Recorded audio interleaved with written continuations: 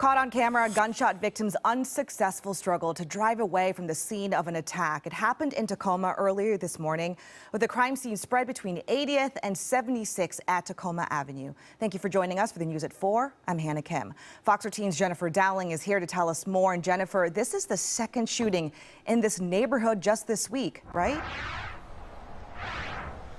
It is, and this one was particularly scary for the residents here because the victim's truck actually plowed through that fence behind me and slammed into the tree as he was slumped over the wheel. And with another shooting occurring just Monday off of M Street, a couple of miles away, Tacoma police tell me they may be increasing patrols in the area. Heard a series of pops, of gunshots. Surveillance video captured the moments when a 42-year-old shooting victim crashed through a fence and into a tree near South 76th and Tacoma Avenue South. Kevin Mayfield lives a couple blocks away from the crash site. There's a series of shots, probably 6 or 7. Kevin said he then waited for the sirens. I was a little surprised that the sirens weren't close. It wasn't as close as the shots sounded. But hearing this morning that the victim apparently drove on a couple blocks and crashed further down the road, that makes a lot more sense. Police say while the shots were fired close to 80th Street and Park Avenue South, the victim managed to drive to South 76th Street where the truck crashed into that tree. They found a male slumped over the wheel, had obvious gunshot wounds.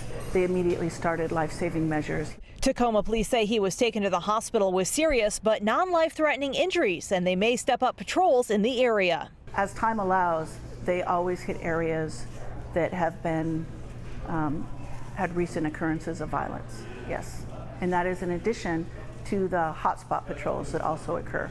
The hotspot patrols are part of the city's new crime prevention plan. Wendy says data that may shed more light on whether those patrols are working is scheduled to be released November 1st. But there's shootings left and right, you know. It's unfortunate when they hit somebody, but it happens very often.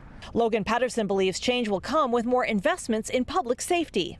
I just don't think we have the capacity to deal with it anymore. Every time we hear something like that, I'm a little concerned, and that's definitely the closest we've ever heard shots fired. Kevin says the violence is hitting too close to home. You know, living in this part of Tacoma, you hear that occasionally, and it does seem like it's gotten worse the last couple years than it was when we moved in 5 years ago.